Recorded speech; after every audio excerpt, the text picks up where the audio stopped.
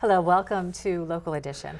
I'm Leslie Leyton. Many pressing issues facing Sacramento. With us now to discuss what he calls the top 3 priorities, Lou Correa, Senator. Thank you very much. Thank you, Leslie, for having me here today. Your top 3 priorities? The top 3 issues in Sacramento are the same ones we have on Main Street, which are jobs, jobs, and jobs. If we can fix those 3 issues, then we can address the other issues, which are, of course, the budget, the state of California, education funding, services for special groups like the veterans that are coming back from these 2 wars, and of course, funding some of the other services that are so important to Californians.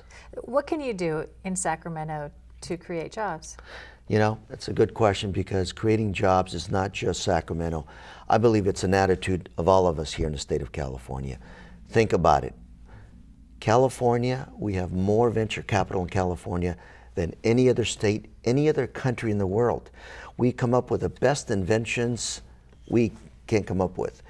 But something happens from the time that, I've invented a new drug, biomedical instrument, to the manufacturing. So what is it that's happening, and what are you going to do to help Those that? jobs to manufacture are not staying in California. They're going to another state or another country.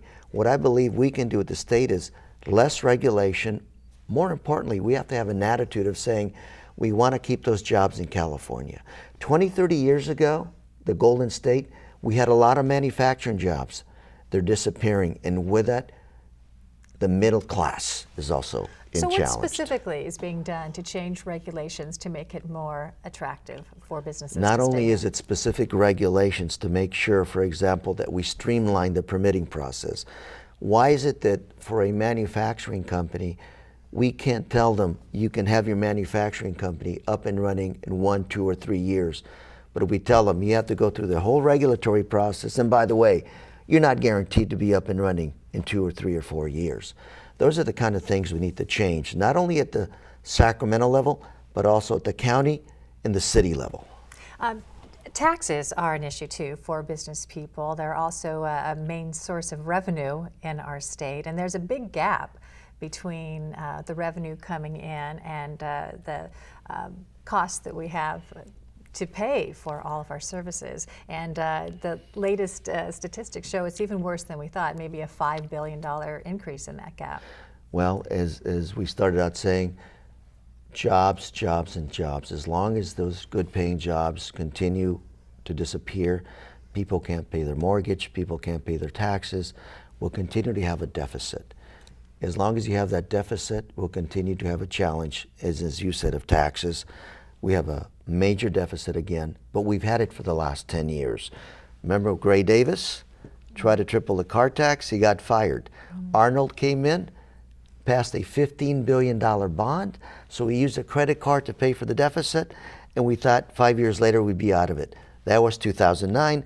We passed a temporary tax 2 years. We're back to a deficit year. Well, you talk about wanting to keep businesses and people here in California, but increased taxes could further push them across the borders into Texas and things like that. And that's why tax policy is so important, that you have to come up with a tax policy that the business community believes is not harmful to them, and at the same time, serves the interests of keeping things like education together.